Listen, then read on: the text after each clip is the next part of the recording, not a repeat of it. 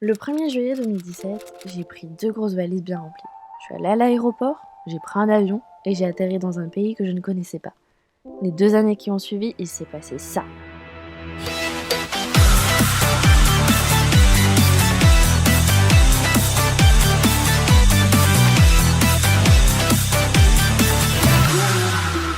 Et voilà comment c'est arrivé.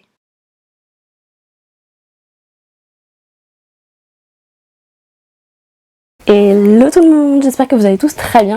Aujourd'hui, on se retrouve pour parler de l'obtention d'une carte SIM anglaise, de comment ouvrir un compte en banque et comment aller chez le médecin en Angleterre. Voilà, donc je vais parler de ces 3 points-là et on est parti pour la vidéo. Alors premièrement, on va parler de la carte SIM. Donc 2 choix s'offrent à vous. Soit vous gardez votre carte SIM parce que votre forfait français vous propose quelque chose qui vous convient à l'étranger. Moi c'était pas le cas, donc j'ai dû acheter une carte SIM anglaise. Donc j'ai demandé à une au pair française comment elle avait fait pour sa carte SIM et elle m'a recommandé Giffgaff. Giffgaff, c'est un opérateur en ligne sur lequel vous pouvez commander gratuitement votre carte SIM et la recevoir 2 jours plus tard environ. Je mettrai le lien en barre d'infos évidemment. Une fois que vous avez reçu votre carte SIM, vous l'activez en choisissant votre forfait sur internet. Et ce qui est vraiment cool avec Giffgaff, c'est que vous pouvez changer ou arrêter votre forfait quand vous le voulez sans frais supplémentaires. Moi je recommande vraiment Giffgaff parce que c'est pas très cher et c'est facile à utiliser et je trouve que c'est hyper pratique quand on peut pas garder sa carte SIM française parce que le forfait ne nous convient pas. Parlons ensuite de la banque, donc comment vous gérez votre argent, etc. Moi je vais vous parler de 3 solutions. La première c'est être payé en espèces et donc ne pas ouvrir de compte en banque. Vous avez tout votre argent en espèces et vous arrivez à gérer comme ça. C'est ce que j'ai fait pendant ma première année d'au pair parce que j'avais pas spécialement envie d'ouvrir un compte en banque, je voulais pas trop m'embêter avec ça, je savais pas comment faire.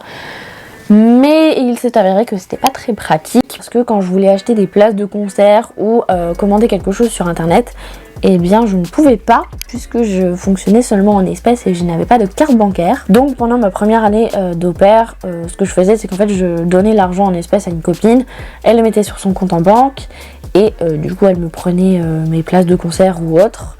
Mais c'était pas très pratique, donc je m'étais dit que si je restais une 2e année, j'ouvrirais un compte en banque pour que ce soit quand même plus simple. Donc ce que j'ai fait, c'est que quand j'ai décidé de rester une 2e année, j'ai demandé conseil à ma copine qui avait, elle, ouvert un compte en banque. Elle m'a conseillé de me tourner vers HSBC parce qu'apparemment c'est plus simple d'ouvrir un compte en banque chez eux quand on est au pair. Du coup je suis allée au HSBC le plus proche de chez moi. Il a fallu que j'amène ma carte d'identité, un justificatif de domicile que j'ai demandé à ma host family. Il me semble qu'il faut 3 papiers en tout mais je ne saurais plus vous dire quoi, c'est écrit sur le site.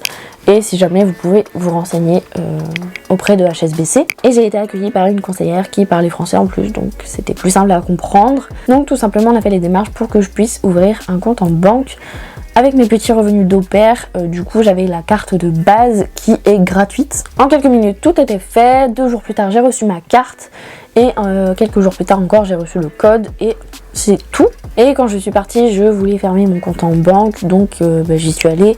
Il fallait que je le vide, donc j'ai récupéré tout l'argent que j'avais dessus en espèces. Et j'ai rendu la carte et on a fermé le compte. Et c'est tout.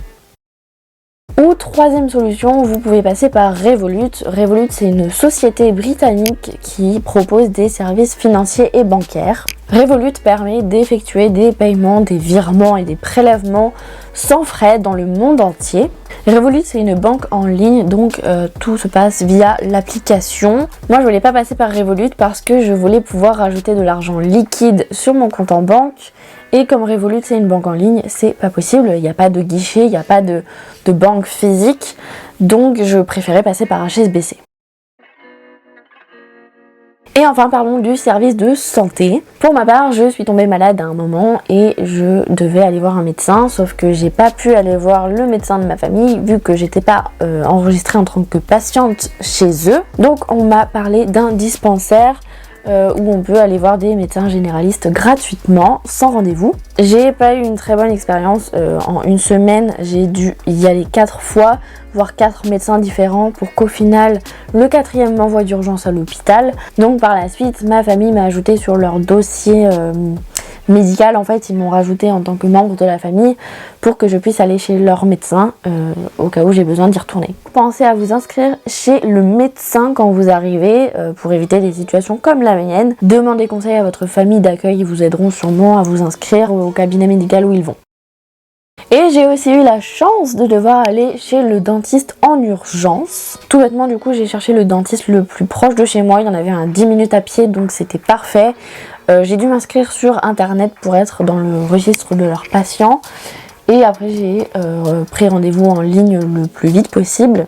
Après la consultation, j'ai payé une vingtaine de pounds, je ne saurais pas dire combien, il me semble 23 ou 24 pounds, quelque chose comme ça. Et j'ai eu une prescription d'antibiotiques. Donc à l'heure actuelle en Angleterre, donc en 2020, quand vous avez une prescription, vous payez 9 pounds par médicament sur la prescription. Donc si vous avez 3 médicaments prescrits, vous allez payer 3 fois 9 pounds à la pharmacie.